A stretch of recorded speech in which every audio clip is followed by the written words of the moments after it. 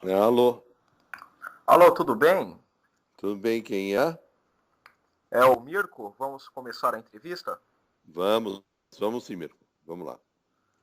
E aí, eu gostaria que o senhor começasse se apresentando, né? Para que os nossos ouvintes pudessem saber aí quem é o senhor. Ok. Bom, meu nome é Michel, eu sou médico formado há 40 anos e sou filho de sírios imigrantes, imigração antiga aqui no Brasil. Estudei medicina na Santa Casa de São Paulo e nos anos 70 fui presidente do Centro Acadêmico Manuel de Abreu e sou filiado ao PPL, ao Partido Pátria Livre, onde o ano passado eu disputei a eleição a deputado estadual. É. E o senhor está envolvido na causa da Síria já há causas, né? Há bastante tempo, né? E agora está na da Síria. Sim, eu milito nessas causas anti-imperialistas já há algum tempo e desde os anos 60 eu já militava contra a guerra do Vietnã, onde os Estados Unidos acabaram tendo que fugir do Vietnã porque ficou uma vergonha. E de lá para cá tem uma trajetória de lutas anti-imperialistas e até que recentemente, quase há 5 anos, começou a guerra na Síria, começou a guerra invasão da Síria começou em março de 2011. E essa invasão sempre incentivada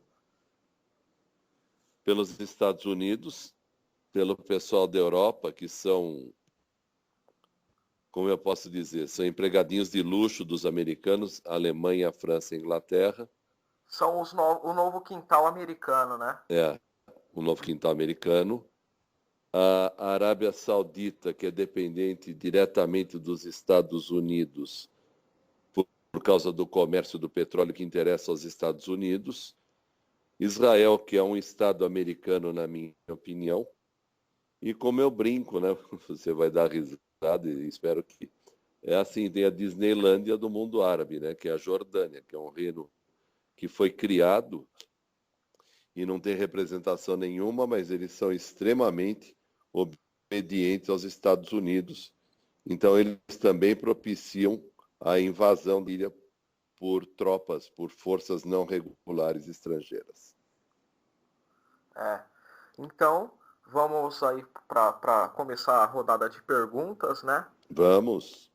Gostaria de saber o que o senhor acha sobre essa ideia aí de que a mídia, não só a mídia brasileira, mas a mídia que digamos ocidental, fala que Bashar al-Assad, ele é um ditador lá na Síria, né? Para o povo sírio, na verdade, ele não é, né? Pelos que eu conversei. Olha, eu vou posicionar uma posição minha de longa data, até porque eu estive na Síria em algumas ocasiões antes e depois da guerra, depois do início da guerra, depois do início da invasão, e a conversa que eu tinha antes, muito antes do início dessa guerra, e a visão que eu tinha da Síria era que o povo gostava do seu governo e gostava muito do seu presidente. Aí, 2011 começou a invasão, começaram os atentados terroristas, começaram os assassinatos, os enforcamentos, os crucificação de cristãos, os afogamentos, enfim, começou a destruição e roubo das relíquias arqueológicas da Síria. Por exemplo, eu não entendo que uma guerra civil, um grupo da guerra civil desmonte completamente um museu, completamente, levaram todas as peças de um museu em Dera, na Síria, e elas são vendidas hoje no mercado paralelo. É um absurdo isso aí, né? Não é uma guerra civil, uma guerra em que o povo sírio está lutando ele contra ele. O Exército Nacional Sírio, o governo sírio e o povo sírio estão absolutamente coesos de que essa onda terrorista que invadiu a Síria, que está trazendo tanta desgraça, tanta destruição, tanta morte, ela vai acabar. E o exército sírio, o governo sírio vai sair vencedor dessa luta. É, Eu gostaria também de saber pelo senhor o que seria da Síria se não fosse a Rússia e o Hezbollah que está ajudando o Exército Nacional Sírio. Olha, o que eu posso lhe dizer é o seguinte, a parceria entre a Síria e a Rússia, e o Irã também, ela é uma parceria antiga. Aí você colocou o Hezbollah, mas o Hezbollah é uma coisa mais recente. Há muitos anos, a frota soviética ela tem uma base naval muito importante para ela e para os sírios na região do Mediterrâneo, que é Tartus Latakia. E eles usam essa base, e essa base é importante para a Rússia, e por intermédio de acordos comerciais, acordos militares, o governo sírio e o governo russo se ajudam mutuamente. É uma parceria muito antiga. Com relação ao Hezbollah, o Hezbollah é um grupo nacionalista libanês, xiita, nascido a partir da deposição do Mohamed Reza Pahlavi, que era um asséculo americano também, lá na região do Oriente. Eles não são exatamente árabes, eles são persas. O Irã não é árabe, é persa, mas o Irã é absolutamente xiita. Quando o Khomeini retornou ao Irã em 79, havia a guerra civil no Líbano e havia necessidade de um reforço para que um grupo não vencesse o outro e eles se harmonizassem, porque senão não haveria harmonia. Daí surgiu o Hezbollah. E com o fortalecimento do Hezbollah, duas coisas importantes aconteceram. A primeira, o Hezbollah hoje é uma força militar importante e temida por Israel. Eles fazem frente a Israel. E segundo, junto com isso, nos últimos anos, o comandante supremo do Hezbollah, que é o Sheikh Hassan Nasrallah, ele também tem uma parceria com a Síria e o Irã por causa da amizade que a Síria e o Irã têm há longos anos. E eles passaram a ajudar o exército sírio no sentimento de que provavelmente a Síria sendo destruída, o próximo passo seria o Líbano, seria o Hezbollah. Provavelmente seria, né? Provavelmente, tudo indica que sim. A gente não tem certeza porque, graças a Deus, não aconteceu e não vai acontecer. Mas tudo indica que sim. Então, na luta contra Israel, hoje, porque antigamente existia um lema, né, que os tanques israelenses, as tropas israelenses eram invencíveis e indestrutíveis. E o Hezbollah, no Líbano, colocou o exército israelense para fora do Líbano, provando que eles não eram invencíveis, que eles não eram indestrutíveis. O Hezbollah tem uma área no sul do Líbano, que eles chamam aqui no Brasil a gente chama de Hezbolândia, que eu não tive a oportunidade de visitar ainda, apesar de ter estado ano passado lá no Líbano e na Síria. Onde que fica a Hezbolândia? É no Líbano, é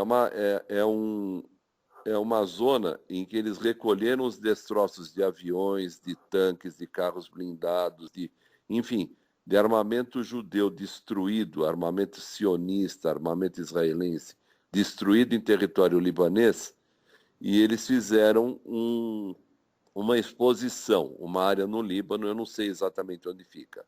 Me dizem que é no sul do Líbano. Bem interessante essa iniciativa, né? Porque eles acabam com aquela conversa besta que Israel é indestrutível, invencível. Eu acho que Israel é indestrutível, invencível e imprestável também. Imprestável principalmente. Só para brincar um pouquinho. Eu acho que Israel é invencível, imbatível e imprestável. E aí também em torno dessa guerra aí tem todo o interesse no petróleo e no gás, né? Da Síria ali, e também na geografia, que é uma área estratégica para a passagem do gás, né? Tem dois fatores que são a mesma coisa na realidade. Recentemente, Bom, historicamente, acho que você sabe que o símbolo da bandeira de Israel, ela tem um significado territorial, Sim, que ela vai se não me engano, do Nilo ao Eufrates. Ele abrange toda a região da Palestina, da Síria, do Líbano, do Iraque e do Egito. Não sei se você conhece não, isto. a primeira vez que eu escuto falar, na verdade, sobre É, o símbolo ser um. o símbolo da bandeira. Você leia, por exemplo, a declaração de Theodor Herzl em O que é o 1870, mais ou fundador do menos, sionismo, né? sobre sobre o que seria, na concepção dele, a criação do Estado de Israel e qual seria essa extensão. Então, a guerra na Síria hoje, a guerra no Iraque hoje, a invasão da faixa de Gaza, a posse dos territórios palestinos ocupados e militarmente por Israel, tudo isso faz parte de um processo de anexação de territórios para o que eles chamam do Grande Israel, do Eretz Israel. E também tudo aí acaba batendo naquela tecla lá do Talmud deles, né? Povo É, escolhido, né? isso. Se o mundo voltar nas antigas fronteiras, nós, por exemplo, vamos ter que anexar o Uruguai, né? Vamos ter que devolver o Acre para a Bolívia, os Estados Unidos vão ter que devolver a Califórnia para os mexicanos, e vai por aí afora, que vai virar um inferno esse mundo. Não vai dar certo. Isso não vai dar certo. Então, o sionismo, na realidade, é uma filosofia agressiva, assassina e de anexação, de invasão, de destruição. Ele não é uma filosofia de companheirismo, que hoje Israel faz parte do mundo lá. Ele é uma nação reconhecida, criada em 48 e reconhecida pela ONU, mas nem por isso ele tem o direito de invadir outros territórios E aí ele acaba querendo, e e aí promover ele acaba guerras. querendo invadir a Palestina, né? Que já cada vez mais eles vão ganhando território. E aí também, quando alguns países vizinhos, como a Síria, ou aqueles todos os países ali do Oriente Médio, não fazem o que ele quer, como por exemplo, tirar do controle. Ao Iraque, a É, Líbia, você tem dois exemplos muito bons para isso. Por exemplo, a Líbia e o Iraque, os dois hoje estão muito pior do que estavam na época dos seus ditos ditadores. O Iraque com Saddam Hussein e a Líbia com Gaddafi. Pelo menos eles eram países estáveis. Por exemplo, hoje, se você procurar, você vai ver que a Líbia ela virou 7 ou 8 estados. ficou Cada tipo igual grupo tribo, controla um né? pedaço. Viraram de tribos. Cada grupo político, cada grupo religioso, E, na realidade, provavelmente, eu não posso afirmar, mas eu acredito nisso, eles são todos manipulados pela mesma pessoa, pelo grande Satã, que o pessoal do Irã É, chama aos o, Estados Unidos. que é o Ah, anglo-sionismo, né? é. Ao lado disto, você tem dois fatores. Primeiro, a posição estratégica da Síria, que é o menor caminho de passagem para o gás produzido naqueles países ali do leste europeu chegar até a Europa e da Europa para os Estados Unidos. Isso é uma coisa. E a segunda coisa, que grandes reservas de petróleo e gás foram descobertos no Mediterrâneo, na região da Síria, do Líbano, da Palestina e de Israel. E isso existe um interesse muito grande, que se eles puderem tomar conta dessa reserva petrolífera e dessa reserva de gás completamente, para eles vão ter uma fortuna em termos modernos, que hoje o mundo é movido aos Eu costumo derivados do dizer que petróleo. o petróleo e o gás são energia, né? E quem tem energia tem desenvolvimento. Você pode fazer irrigação, você pode fazer iluminação, você pode fazer hospitais, você pode fazer centros de pesquisa, você pode fazer um monte de coisa. Coisa que eles impedem que seja feito tanto na Cisjordânia quanto em Gaza.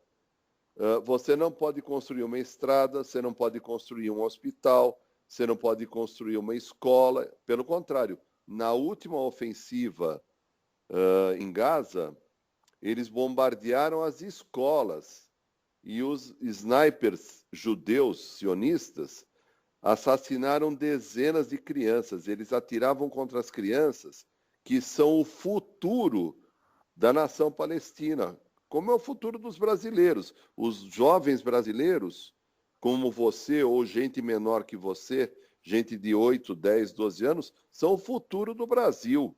Então, se você começar a dizimar a população jovem, criança do Brasil, o Brasil vira um país sem futuro.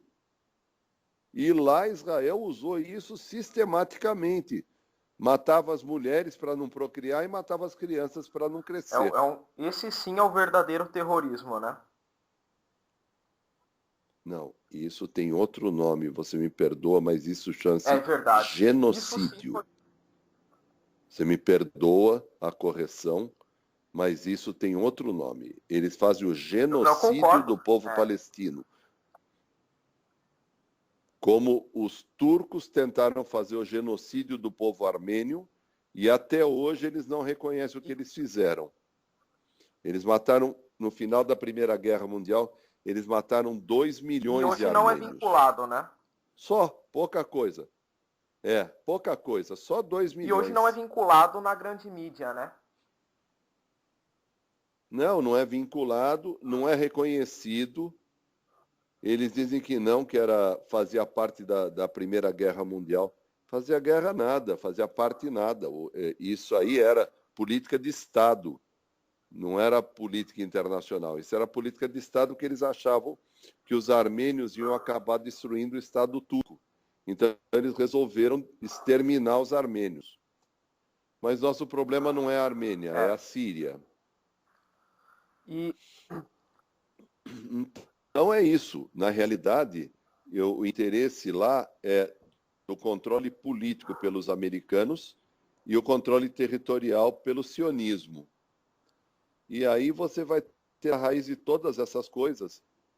Porque 0 quilômetros, um dos filmes que eu assisti tinha mais de 200 dessas picapes. Como é que se compra 200 carros equipados com metralhadora, com lança-granada, lança sei lá eu o que eu não entendo nada disso, e ninguém sabe de onde vieram esses carros, quem financiou o pagamento, a compra desses carros. Esses carros foram comprados de uma montadora, muito provavelmente da General Motors. E direto de fábrica, né? Que por acaso, só por acaso, é americana. É coincidência, né? Só por acaso, só. Absolutamente não tem nada a ver com a guerra isso aí. Então, é assim, os Estados Unidos financiam isto, os Estados Unidos treinam esses mercenários assassinos, os Estados Unidos armam esses mercenários assassinos e os Estados Unidos oferecem para eles apoio logístico. Dizem para eles aonde as tropas sírias estão, para eles não entrarem em enfrentamento com as tropas sírias. E aí o senhor pode perceber que ainda tem gente que fala que o Estado Islâmico, ou o ISIS, né, não tem nada a ver com os Estados Unidos, né? Mas se você voltar à história, eles criaram o Talibã, criaram a Al-Qaeda, né? E agora não é diferente, né? É assim, todos esses grupos, num determinado momento, quando interessa a eles, são grupos amigos, como é o caso atual. O Iraque, com o Gaddafi foi muito amigo dos europeus, muito amigo dos americanos. E o Gaddafi acabou assassinado, né? Na realidade, ele foi assassinado. O Iraque com Saddam Hussein, os Estados Unidos durante muitos anos apoiaram o Iraque e ajudaram o Saddam Hussein a visitar os Estados Unidos, a tomar posse do governo. Ele esteve nos Estados Unidos, ele era armado, financiado. E depois os Estados Unidos mudaram de ideia. Depois teve a guerra Irã-Iraque, os Estados Unidos mudaram de posição, Israel ajudou o Irã, por incrível que pareça. Israel, na guerra Irã-Iraque, fornecia armamento para o Irã. Olha a cadeira, como passam os anos e as coisas mudam. E hoje o maior inimigo do Irã lá no Oriente é Israel, e o maior inimigo de Israel é o Irã, em que eles querem por todo custo bombardear o Irã. Eles acusam o Irã de ter armamento nuclear, né? Eles acusam o Irã de estar pretendendo ter armamento nuclear, coisa que Israel, porque o Irã tem um problema sério, ele é signatário, ele assinou o Tratado de Não Proliferação de Armas Nucleares. Ele assinou esse acordo com o pessoal da Agência Internacional de Energia Atômica, coisa que Israel nunca assinou. Por exemplo, então Israel acusa o Irã de estar tentando ter a bomba, mas não assina e não permite a inspeção das instalações nucleares deles, que teve até nos anos 80 um agente israelense que foi preso, se não me engano, na Itália, e ele pretendia denunciar, eu não me lembro o nome dele agora, eu depois até posso te passar. Ele existia a ideia, ele não estava de acordo, ele pretendia denunciar a atividade nuclear de Israel a partir da Europa. E ele foi sequestrado e levado para Israel, onde ele... Mordecai Vanunu, pronto, veio. Qual o nome? Mordecai Vanunu. Ele foi sequestrado na Europa e levado e foi preso alguns dos segredos nucleares de Israel. Todo mundo que tem uma posição contra o Estado de Israel, né? Sim, com certeza. Sofre repressão, com certeza. Tem um ativista político da França e escritor Sim. também, que é o Alain Soral, né? Ele fez alguns vídeos questionando algumas atitudes de Israel e ele foi julgado por antissemitismo. É proibido falar mal de Israel, né? Por exemplo, hoje está sendo preparado um projeto no parlamento israelense, só para você imaginar que se essa moda pega, talvez a gente possa aplicar isso aqui no Brasil também, mas é um verdadeiro crime, né? Eu estou brincando, porque eu acho que isso não pode ser aplicado em lugar nenhum. Mas, complementando o genocídio do povo palestino, Israel, eu não sei quantos palestinos eles têm nas prisões, mas acredito que eles têm muitos palestinos presos, acusados e não acusados. Gente que está há longos anos nas prisões israelenses sem nenhuma acusação. E isso é permitido para eles. Isso não vem ao caso agora. O que vem ao caso agora é que está sendo urdido, está sendo planejado uma lei aprovada pelo parlamento que permite a execução dos prisioneiros palestinos.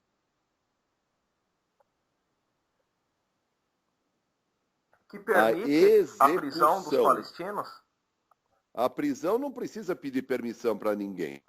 Se eles resolverem prender você ou eu e nós estivermos lá, eles nos prendem. Isso aí eles não precisam de permissão. O que eles estão aprovando hoje é uma lei, olha onde eles estão chegando, que permite a execução, o extermínio dos prisioneiros. E provavelmente vai ser aprovada, hein? E espero que não. Aí é um dilema pessoal meu. Concordo com o senhor, eu também. Que sim, mas posição. Espero que não. Porque senão o mundo inteiro vai poder fazer a mesma coisa, que eles vão abrir um precedente. Por exemplo, tem um ministro lá do gabinete judeu que quer expulsar todos os palestinos de Israel, que quer eles queiram, quer não, os palestinos são 20% da população de Israel.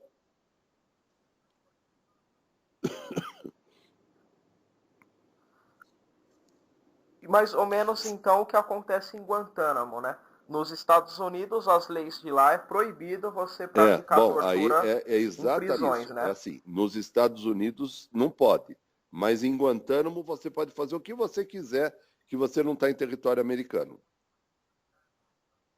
É exatamente Exatamente. isso. Perfeito. Bem lembrado. Bem lembrado. E lembrando que todos os líderes do mundo todo que tentou alguma ideia de soberania foram derrubados, né? O último foi o Gaddafi, que ele tentou uma soberania através de trocar o padrão da moeda dele, e ele foi assassinado. Todos os líderes mundiais, agora, você vê, por exemplo, um pouco da história, você já Iugoslávia, quando da eles desmembraram a Iugoslávia em 4 países que mantêm uma guerra entre eles até hoje. Eles eram uma nação única que, como todos os países, têm as suas diferenças. Mas eles quebraram a Iugoslávia em 4 países independentes. E aí, isso continua sendo a mesma coisa. Que usando a estratégia do dividir para conquistar, né? No começo da nossa conversa com relação à Líbia. Porque a Líbia é riquíssima em petróleo e gás. Então, quando você tem um governo de união nacional, você tem força. Quando você tem um governo que domina uma região, aí você praticamente é um cara que pode, no máximo, você é subjugado, você é dominado, é pau-mandado. Que é isso que acontece hoje na Líbia. E que eles...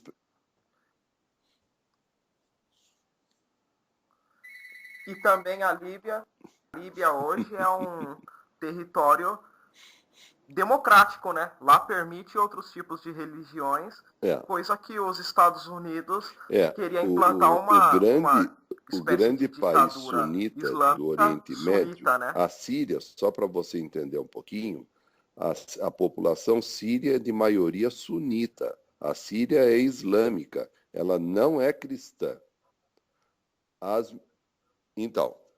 Então, por quê? Porque existe uma separação entre Estado... Mas lá é permitida a liberdade religiosa, né? E governo, né? O Estado sírio, a nação síria, é laica. Você pratica a sua religião livremente. E o governo é outro problema. O governo é um governo nacionalista, é um governo que não tem nada, ele não se intromete nos assuntos religiosos. Por outro lado, a Arábia Saudita, que é a maior ditadura do Oriente Médio, que ninguém diz nada sobre isto, eles são sunitas, também são sunitas, eles têm um ramo do sunismo, que é o arabismo, que é uma ideia retrógrada de 2.000 anos, 3.000 anos atrás do califado, em que eles são uma ditadura ferrenha. Eles têm os próprios filhos deles, quando vão para a Europa e retornam à Arábia Saudita, eles vêm com ideias liberais, com ideias de liberdade, com ideias de, enfim, de abertura, tudo.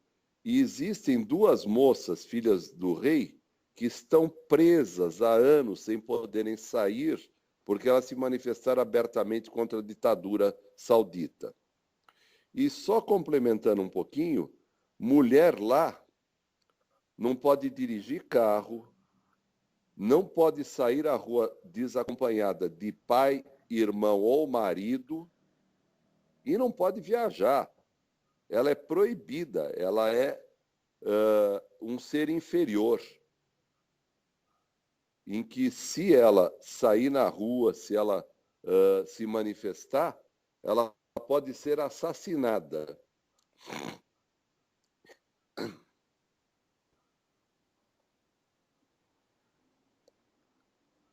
No entanto, É o Irã. a E mídia tenta depois que a passar Síria é uma aqui para o ditadura. Ocidente de que a O maior interessante ditadura é que a do Síria é uma Oriente Médio é ditadura o que Irã, né? 90% do povo gosta do presidente. É. Muito interessante. Mas é uma ditadura.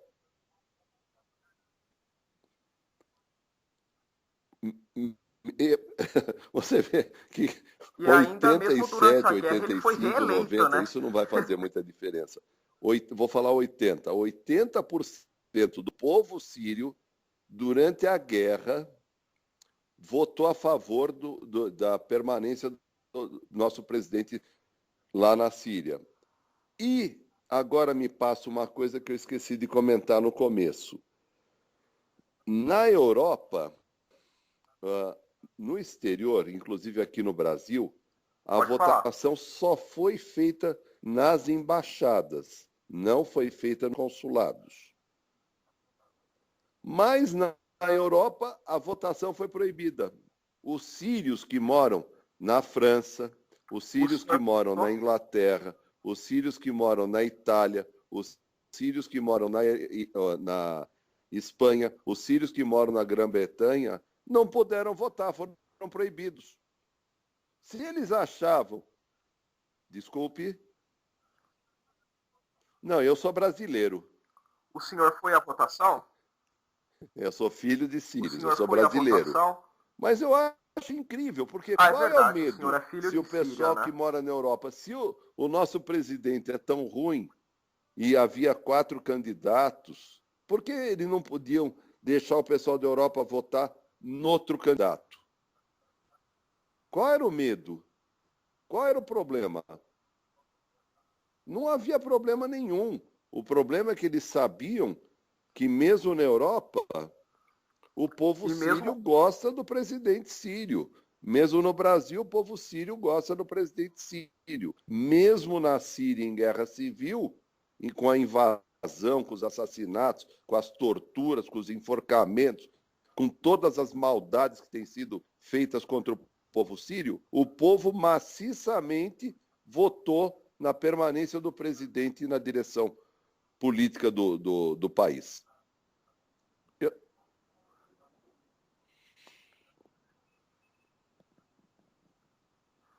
e mesmo com Sim, todas dessas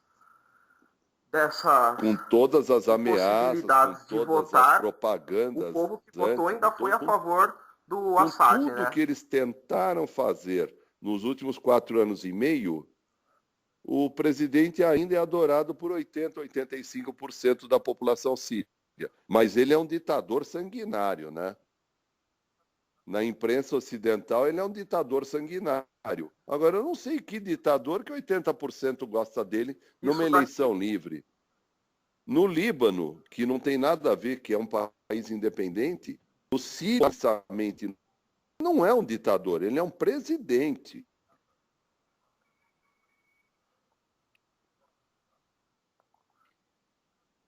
Sim, na opinião do povo, na se opinião for do povo assim, sírio, com a certeza. rejeição lá do Barack Obama lá, então ele é um ditador, né? Nem nos Estados Unidos, É. E nem nos Estados Unidos isso, eu estou o presidente dizendo, é apoio fácil de mais de levantar ao redor do 80% da mundo a população. votação nas Muito menos aqui no embaixadas, o Brasil que agora. aconteceu na votação. É muito fácil levantar isso. No mundo inteiro, aonde foi permitida a votação, que fique clara a minha posição, a vitória do presidente, a vitória do candidato foi de lavada. Ele ganhou soberbamente.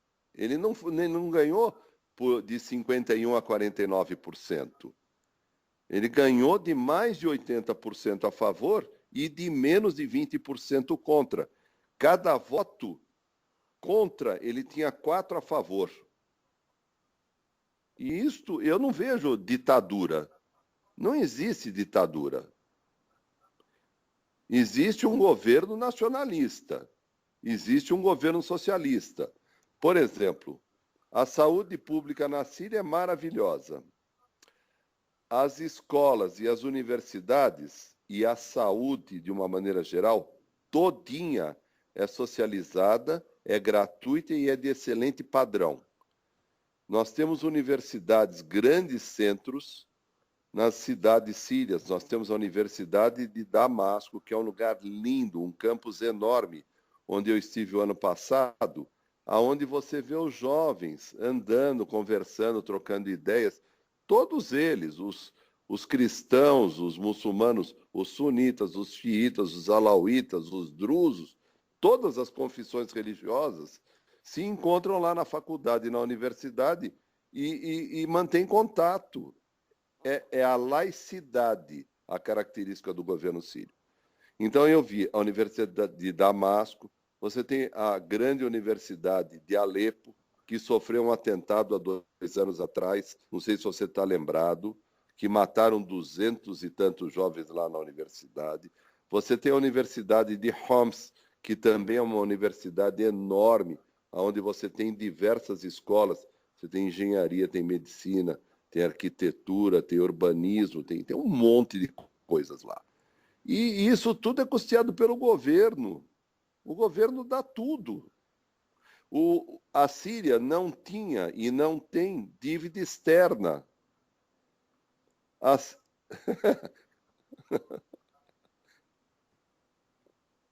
Não tinha e não tem. Mesmo em guerra, os salários muito bom de ser de lembrado. todos A os Síria não tem funcionários dívida externa com o públicos Banco sírios Mundial. continua sendo pago.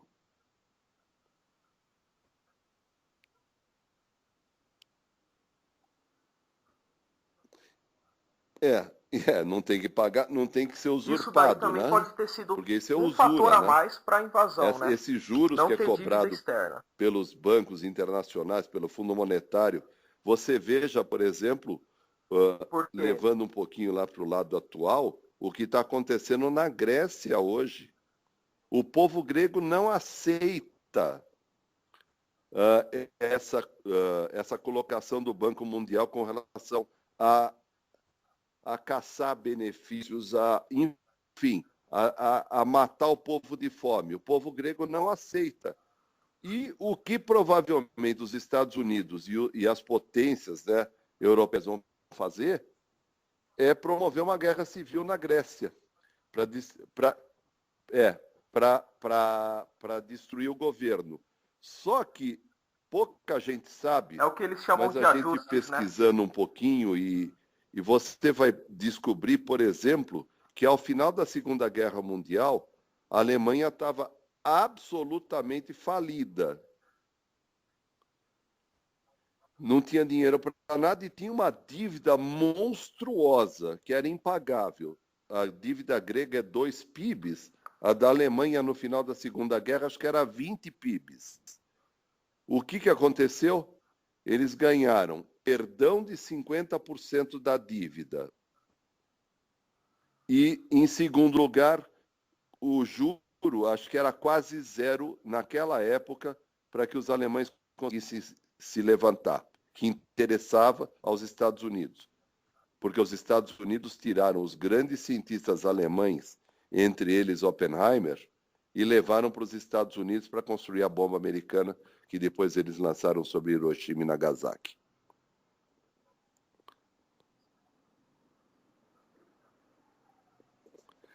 Ou rouba, né? Ou rouba. Bem lembrado, né? Quem acha que os Estados Unidos produz ciência, na verdade ele compra ciência, né? Porque a maioria dos cientistas que Eram os desenvolveram cientistas alguma alemães e os russos, mas eram os tecnologia alemães. importante A para o século brincadeirinha XXI dos agora, alemães tudo é que a saiu da guerra não Alemanha durou, porque se a ou guerra da dura, a Rússia, né? história era diferente. O Hitler foi enganado pelo Mussolini. Num determinado momento da guerra, ele fez um pacto com Mussolini e foi ver as tropas que o Mussolini tinha preparado para ele vistoriar. Entre ele visitar um campo e visitar outro campo, foi oferecido um coquetel para ele. Mussolini deslocou a tropa que ele tinha apresentado. Ele apresentou de novo para o Hitler e o Hitler comeu essa bola. Isso, que era um exército enorme e era metade do que ele estava vendo. Estava vendo era tudo, mas ele não soube disso, ele morreu sem saber. E achou que eram 2 tropas e só era Pois uma. é. Pois é, você vê que... Meu avô falou isso. Então, Meu avô é italiano é, e o pai dele era soldado do exército fascista italiano. E, e ele já foi preso, inclusive, por Tito, prisioneiro de guerra. Mas ele falou que ao término da guerra, a Itália tinha mais de 4.000 bocas de canhão para resistir à invasão e, no entanto, a ordem do olha, você general vê que foi para que não fosse nós vamos usado. trocando Então eu ideias, acho você vai que me contando havia algumas uma coisas, eu força vou te contando maior algumas sobre, coisas. A sobre o gente está poder indo da para a Itália história para ali, trás e para entendeu? frente. Mas Que seria o sionismo, né? sempre existe uma mão poderosa, e essa mão poderosa é dinheiro judeu no mundo, que eles dominam as finanças do mundo. Dominam nos Estados Unidos, dominam na Europa, dominam no Brasil e querem dominar a Ásia agora. Não dominam, mas querem dominar. Então você tem um novo eixo de confronto do lado do Oriente, que você tem Israel, mas eles não conseguiram implantar. E na sequência você tem a Europa, a Ásia, em que existe todo um conflito com a Coreia, porque a Coreia do Norte não aceita, e eles têm uma base importante lá, que é a Coreia do Sul, que é outro estado americano. Enfim.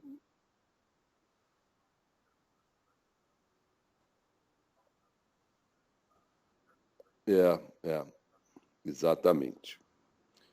Bom, é Eu isso costumo dizer que não basicamente o que eu houve guerra posso das Coreias, né? dizer para Existe a você. guerra do povo coreano contra os Estados Unidos, né?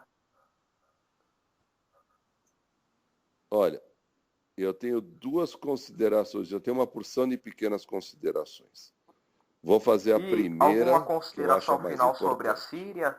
É assim, Sobre alguma... é Assim, agradecer o espaço que está sendo dado para a gente ter uma voz. pode Agradeço a falar. você, ao seu grupo, ao seu jornal, esse espaço maravilhoso que está sendo dado para que nós possamos expressar uma opinião que é a opinião do povo sírio. Muito obrigado. Segundo,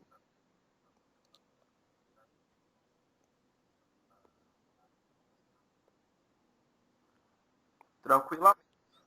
É, sempre que puder, terá o espaço é, aqui sim. E com os outros camaradas aí que apoiam a Síria também.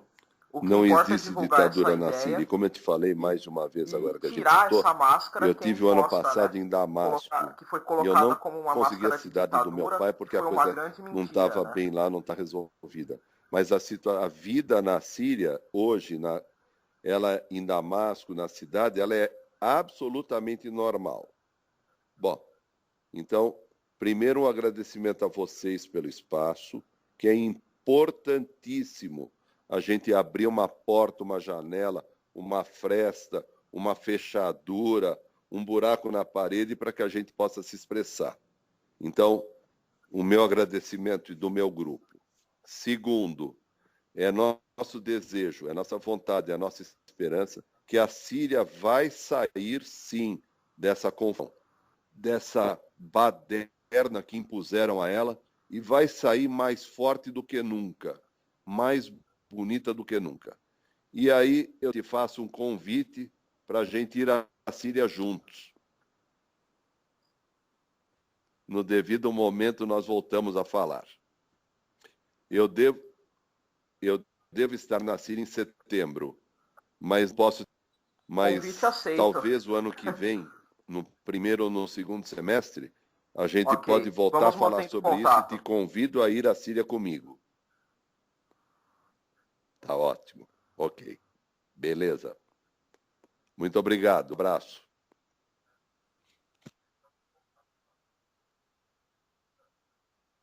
Convite aceito. Beleza? Tchau, tchau. Tchau, tchau.